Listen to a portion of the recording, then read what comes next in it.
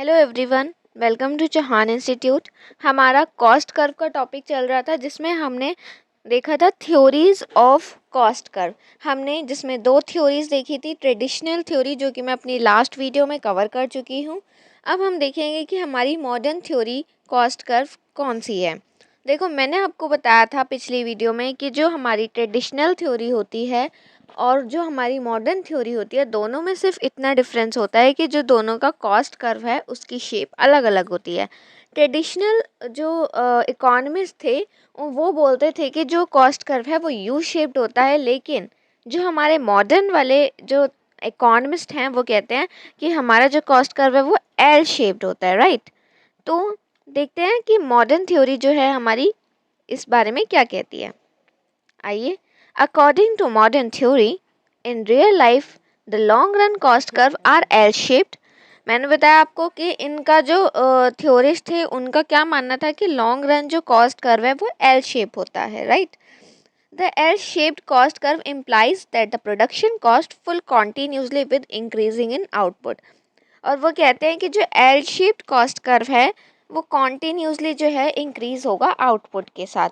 According to modern theory long run cost curve are mainly of two types. इसमें देखो दो ही type के हमें कॉस्ट कर्व पढ़ने हैं, जो है हमारा प्रोडक्शन कॉस्ट और मार्जिनल कॉस्ट, राइट।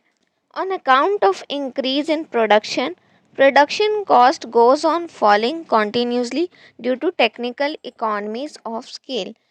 जो हमारा प्रोडक्शन कॉस्ट है वो फॉल होता है continuously due to technical economies of scale. वो मैं आपको बताऊंगी कि वो क्यों फेल होता है, हमें डायग्राम देख के ही पता चल जाएगा कि जो हमारा मॉडर्न कर्व है वो हमारा आगे फॉल होता है।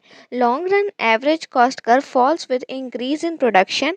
लॉन्ग रन जो एवरेज कॉस्ट कर्व है वो फॉल होता है इंक्रीज होने में प्रोडक्शन में। इन the long run every form make use of different size of plants. देखो, लॉन्ग रन में हर जो फॉर्म है वो डिफरेंट साइज का प्लांट जो है वो यूज़ करेगी। ये तो बहुत कॉमन बात है।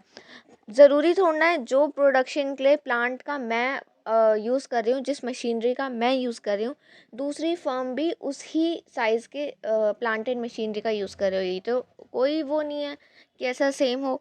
तो इसलिए भी जो है ये फॉल कर जाता है लॉन्ग रन में।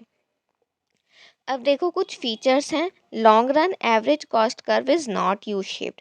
ये मैंने आपको पहले बताया कि मॉडर्न थ्योरी में यू शेप्ड नहीं होता, एल शेप्ड होता है। Long run average cost curve is not envelope of SAC curves. SAC क्या है? Small average cost curve. देखो, जब हमने ट्रेडिशनल थ्योरी की थी तो हमने उसमें क्या देखा था, एक ऐसा कर्व होता है, उसमें बहुत सारे छोटे छोटे छोटे छोटे ऐसे तरह के कर्व होते हैं। लेकिन लॉन्ग रन में इस तरह का कोई भी कर्व नहीं होता। Long run average cost curve is not envelope of small average cost curve. Instead of enveloping it intersect small average curve. इसका मतलब ये है कि ये एनवेलप करने की जगह उसको इंटरसेक्ट कर देता है। According to modern theory long average cost curve is either L shaped और इन्वर्टेड जे शेप। या तो वो जे शेप का होता है या फिर एल शेप्ड का होता है, राइट। नेक्स्ट देखते हैं, इट डज नॉट। हाँ देखो, इसका जो ये ग्राफ है ना, ये बहुत इंपॉर्टेंट है, क्योंकि एग्ज़ाम में अगर आप ये ग्राफ जो है कॉस्ट का बनाकर आते हैं तो आपको एग्ज़ाम में डेफिनेटली एक्स्ट्रा मार्क्स मिलने वाले हैं। इसलिए एल शेप्ड जो कॉस्ट कर्व है उसका डायग्राम आपने सिंपल बनाना है, एल शेप्ड जैसा, राइट। आगे इसके फीचर्स देख लेते हैं। It does not rise at every large scale of output. ये राइज नहीं होता हर लार्ज स्केल ऑफ आउटपुट में, ठीक है। It does not envelope the short run average cost curve but intersect them. ये एनवेलप नहीं करता उनको, बल्कि उनको क्या करता है, इंटरसेक्ट करता है।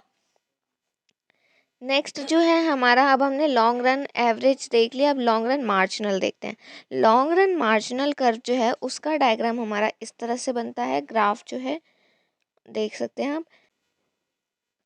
In short, according to modern theory of cost curve, LAC long run average cost curve is mostly L-shaped, whereas according to traditional theory, modern theory is more realistic। देखो वो क्या कह रहा है कि ये L-shaped होता है, ये तो मैंने आपको बताया। और वो कह रहा है कि according to traditional theory, traditional theory के अकॉर्डिंग जो मॉडर्न थ्योरी है वो ज़्यादा रियलिस्टिक है। देखो, अगर ट्रेडिशनल थ्योरी इतनी रियलिस्टिक होती तो मॉडर्न थ्योरी का तो इन्वेंशन ही नहीं होता। मॉडर्न थ्योरी हमारी क्यों आई? क्योंकि हमारी जो ट्रेडिशनल थ्योरी थी वो रियलिस्टिक नहीं लगती थी, रियल नहीं लगती थी, राइट। तो इसलिए हमारी जो है मॉडर्न थ्योरी का इन्वेंशन हुआ। अब हम देखते हैं कि हमारी इम्पोर्टेंस क्या है कॉस्ट कर्व की। देखो, अब जो है हमारी ट्रेडिशनल थ्योरी और मॉडर्न थ्योरी का कॉन्सेप्ट यहाँ पे ओवर हो चुका है। सिर्फ आपको इतना ही पढ़ना है अपने सिलेबस के अकॉर्डिंग। अब हम देखते हैं कि हमारी इम्पोर्टेंस क्या है कॉस्ट कर्व की। सबसे पहली इम्पोर्टेंस है हमारी कॉस्ट कर्व की डिसीजन रिगार्डिंग प्रोडक्शन। प्रोडक्शन के रिगार्डिंग जो ये है डिसीजन में हेल्प करती है। At the time of depression a firm has to decide whether to continue its production और डिसकंटिन्यू इट। देखो, कॉस्ट को देख के एक फर्म ये डिसाइड कर सकती है कि उसको अपना प्रोडक्शन जो है वो कंटिन्यू रखना है आगे, या उसको डिसकंटिन्यू कर देता है। अगर मेरी कॉस्ट कम आएगी तो मैं उसको कंटिन्यू रखती रहूँगी, बट अगर एज अ प्रोड्यूसर मेरी कॉस्ट बहुत ज़्यादा आ रही है तो मैं उस जो भी मैं प्रोडक्शन कर रही हूँ उसको डिसकंटिन्यू कर दूँगी, ठीक है। सिर्फ इसमें इतना ही पढ़ना है आपने। नेक्स्ट पॉइंट देखते हैं, चॉइस ऑफ प्लांट। प्लांट की चॉइस करने में भी हमारा कॉस्ट कर्व हेल्प करता है। In the long run a firm exercise its choices with regard to size of plant and scale of production on the basis of long run average cost. Cost के basis पे हम अपने plant and machinery के size की भी जो है choice का हमें ऑप्शन मिलता है कि हम उसको चूज़ कर सकते हैं। नेक्स्ट पॉइंट है हमारा equilibrium output. Cost curve are great significant in the study of price determination. A firm, while deciding as to how many units of a commodity should be produced, is guided by marginal cost. Firm will produce up to that extent where MC is equal to MR and M। देखो, marginal cost जहाँ पे marginal revenue के equal होती है वहाँ तक ही हम जो है प्रोडक्शन करेंगे। देखो, कॉस्ट रेवेन्यू के इक्वल है अगर, वहाँ तक तो हम प्रोडक्शन कर सकते हैं। लेकिन अगर रेवेन्यू जो है कम हो गया, कॉस्ट ज़्यादा आ रही है, यानी कि मैं 10 रुपये में किसी सामान को बना रही हूँ और मेरा जो रेवेन्यू है उससे जो जनरेट हो रहा है पैसा जो मुझे मिल रहा है वो 8 रुपये मिल रहा है, तो क्या मैं उस प्रोडक्शन को कंटिन्यू रखूँगी? The answer will be no. I will discontinue that project, right. तो इक्विलिब्रियम आउटपुट वो सिचुएशन होती है जहाँ पे हमारी डिमांड सप्लाई इक्वल होती है, रेवेन्यू कॉस्ट इक्वल होती है। नेक्स्ट है estimate of profit and loss. Whether a firm is earning profit और sufficient loss is also determined by average cost. एक फर्म जो है वो प्रॉफिट अर्न कर रही है या लॉस अर्न कर रही है, ये भी हमारा कौन डिटरमाइन करता है? हमारी कॉस्ट। कॉस्ट हमें पता है तो हम पता लगा सकते हैं कि हमारा जो है प्रोडक्शन में प्रॉफिट हो रहा है या लॉस हो रहा है।